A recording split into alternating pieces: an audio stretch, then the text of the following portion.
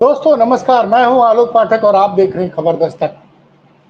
Iran और Israel का युद्ध धीरे धीरे भीषण त्रासदी में बदलता जा रहा है। दोनों दोस्त एक दूसरे के ऊपर मिसाइलों से लगातार हमला कर रहे हैं।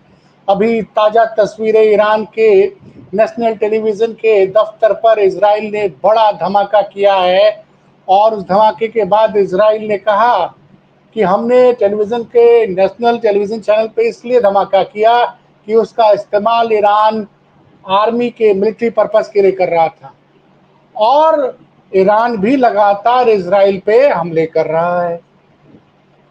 सवाल ये उठता है, ये लगातार दोनों देशों में के बीच में युद्ध चल रहा है और अब बार बार जो एक डोनाल्ड ट्रंप चाचा है, मैं उनको डोनाल्ड ट्रंप चाचा कह रहता हूँ, जो मान न मान में तेरा मेहमान बने हुए थे भारत पाकिस्तान युद्ध में और 14 बार अब तक दावा कर चुके हैं कि उनकी वजह से भारत और पाकिस्तान के बीच में युद्ध विराम हुआ था। तो जो दुनिया के चाचा हैं डोनाल्ड ट्रंप, वो अब तक ईरान और इजराइल का युद्ध क्यों नहीं रुकवा पा रहे हैं। चौथा या पांचवा दिन होने जा रहा है। लेकिन यहाँ एक बड़ी चीज है जिस पे नजर किसी की नहीं गई थी, उस पे नजर गई दिन में आज, जब सपा के घोसी के सांसद राजीव राय, जी हाँ, सपा के घोसी के सांसद राजीव राय का एक ट्वीट आता है और उस ट्वीट को जब मैं पढ़ता हूं तो मुझे बहुत कुछ याद आ जाता है। ये ट्वीट लग चुका है, आप पढ़ के समझिए इसको। राजीव राजी लिखा है, माननीय माई योगी आदित्यनाथ जी, यूपी के जितने नौजवानों को आपने इजराइल में गाजे बाजे के साथ भेजा था, ये जानते हुए कि वहां के हालात युद्ध वाले हैं, अब वहां दिन रात बमबारी चल रही है, आपके मन में ख्याल आता है कि हमारे बच्चे कैसे हैं, उनकी सुरक्षित वापसी कैसी हो, तो आप योगी हैं दिल पर हाथ रख के जरूर सोचिएगा। अच्छा, ये ट्वीट आता है रात को 9:11 पे। तो मुझे याद आया कि बात तो सही कह रहे हैं राजीव राय। उत्तर प्रदेश सरकार ने बड़े गाजे बाजे के साथ 5,000 से ज्यादा श्रमिकों को इजराइल भेजा था। और इजराइल क्यों भेजा था समझा रहा हूं मैं। इजराइल के ऊपर 2023 में अक्टूबर नवंबर में हमास ने एक बहुत बड़ा हमला बोला था। हमास, जिसको एक आतंकी संगठन बोलते हैं, उसने ड्रोन के जरिए बहुत बड़ा हमला बोला था और इजराइल में भारी तबाही मचाई थी। और उस तबाही के बाद पुनर्निर्माण के लिए इजराइल के पास हालात ये थे कि उसके अपने देश में मजदूर नहीं थे, स्किल्ड लेबर नहीं था। तो उसने दुनिया के देशों से आग्रह किया। तो उत्तर प्रदेश की सरकार ने, मुझे तो सारी चीजें फिल्म की तरह याद आ गई, उत्तर प्रदेश सरकार ने इसी लखनऊ के आईटीआई बिल्डिंग में जॉब फेयर लगाई और यह बोला कि आप इजराइल जाइए, आपको लाख रुपया, 2 लाख रुपया, 2.5 लाख रुपया महीने की आमदनी होगी। भाई साहब, इतनी बेरोजगारी है कि बिल्कुल सही कहा। इजराइल में हर वक्त युद्ध का भय बना रहता है, लेकिन रोजगार नहीं है, पेट की भूख है, घर में माँ बाप उम्मीद कर रहे हैं कुछ पैसा कमा के बेटा आएगा। तो उत्तर प्रदेश के 5,000 से ज्यादा नौजवान इजराइल की कंपनियों में काम करने के लिए योगी सरकार के माध्यम से इजराइल गए। इनमें किसी को 1.5 लाख, किसी को 2 लाख, किसी को 2.5 लाख रुपए महीना कमा रहे थे। उस वक्त तो अखबारों में, चूंकि अखबार वही लिखते हैं ना जो योगी सरकार का सूचना विभाग का एक चपरासी भी लिख के दे देगा ना, तो अखबार उसको छाप देगा। तो एक अखबार की कटिंग में देख रहा था अभी गूगल पर सर्च करके कि इजराइल गए भारतीय श्रमिकों, उत्तर प्रदेश के श्रमिकों ने 1,000 करोड़ रुपया उत्तर प्रदेश में वापस भेजा। लेकिन सवाल ये है कि वही दलाल मीडिया क्यों खामोश है। ये हमारे 5,000 बच्चे उत्तर प्रदेश के श्रमिक, बच्चे में इसलिए कह रहा कि इनकी उम्र मेरे सामने कितनी होगी, 25 साल, 30 साल, 35 साल।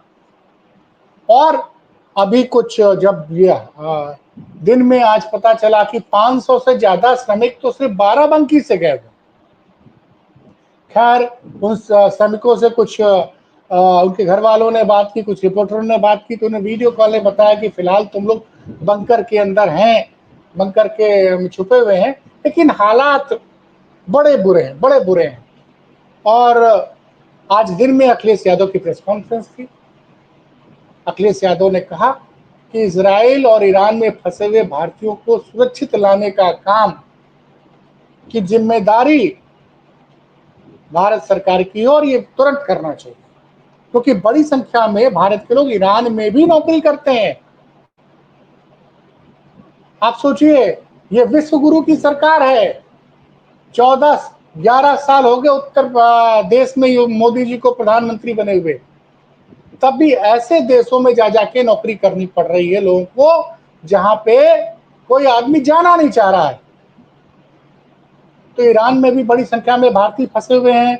इजराइल में तो अकेले 5,000 उत्तर प्रदेश के हैं। और ये आंकड़ा मैं कहूंगा राज कपूर जी से कि इसकी जरा पेपर कटिंग का स्कैन कॉपी भी लगा दे ताकि पता चले।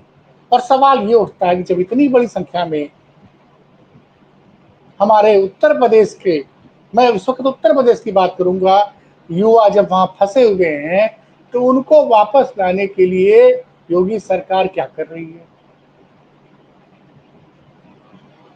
भाई, यूक्रेन वार में तो दावा किया गया, यूक्रेन में याद होगा जब रसिया और यूक्रेन का युद्ध शुरू हुआ था 2022 के पहले जनवरी में, तब बड़ी संख्या में यूक्रेन में भारतीय छात्र पढ़ते थे। वो किस तरह से आए थे सबको पता है। उस वक्त तो गोदी मीडिया ने दावा किया था कि प्रधानमंत्री मोदी ने कुछ घंटे तक बात करके रसिया के राष्ट्रपति और यूक्रेन के राष्ट्रपति से बात करके सीज फायर करवा दिया था ताकि भारतीय छात्र सही सलामत यूक्रेन से निकल सके। ये खबर की कितनी सच्चाई तो आप सब जानते हैं, लेकिन गोदी मीडिया ने झूठ फैला दिया।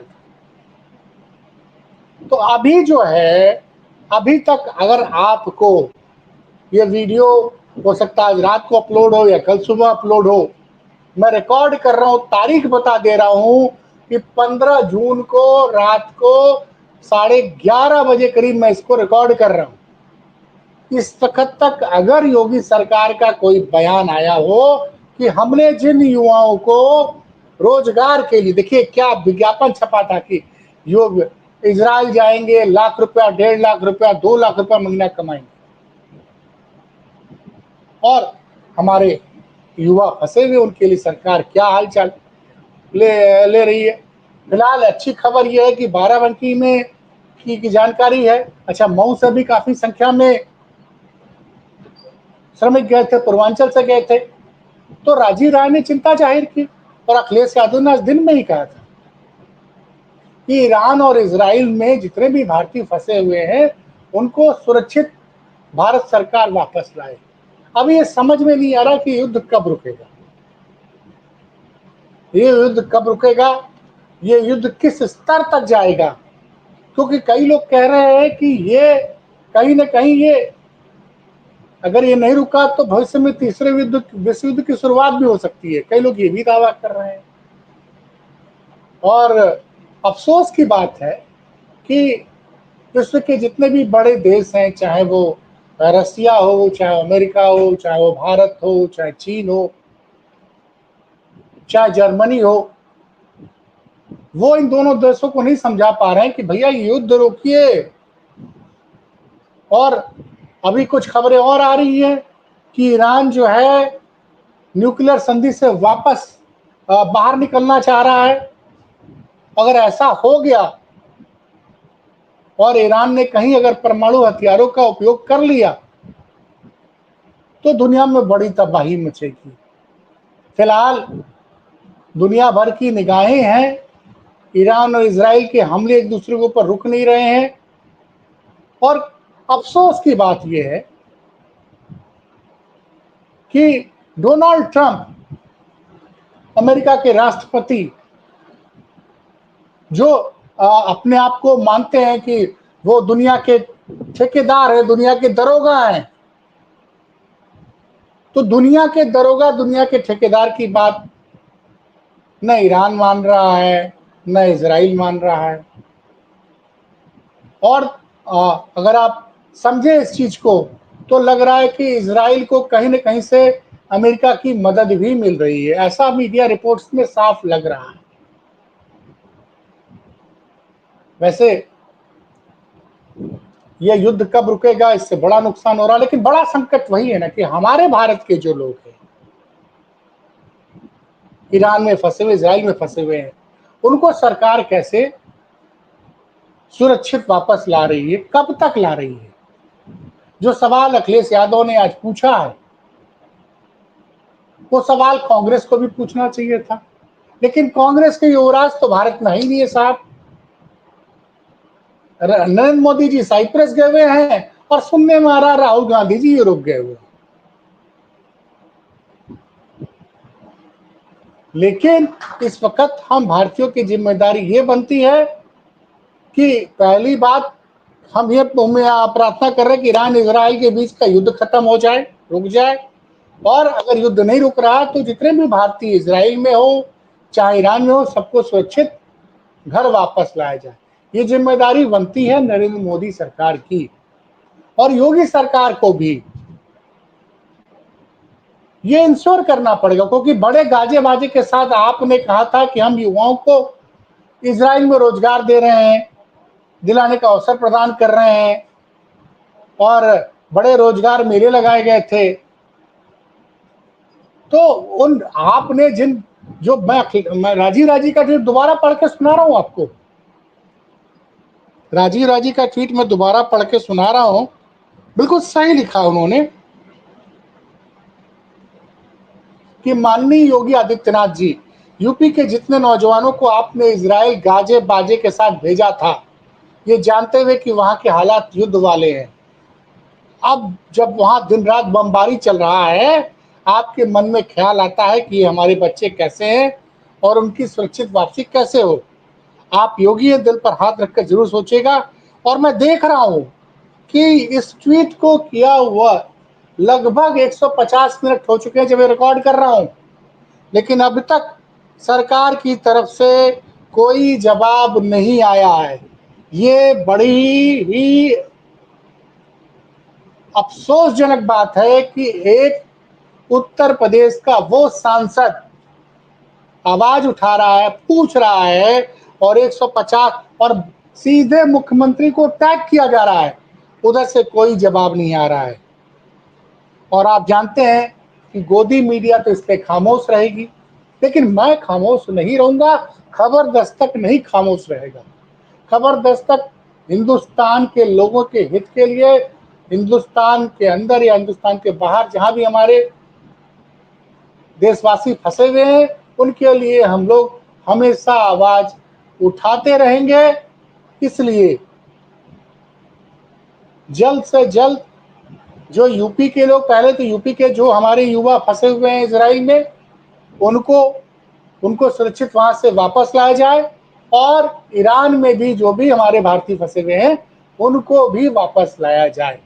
और उम्मीद करते हैं देश की मीडिया से कि शायद उसकी अंतरात्मा जग जाए, वो इन भारतीयों को, इन उत्तर प्रदेश के लोगों को वापस लाने के लिए नेशनल मीडिया पे सरकार से आग्रह करे। धन्यवाद।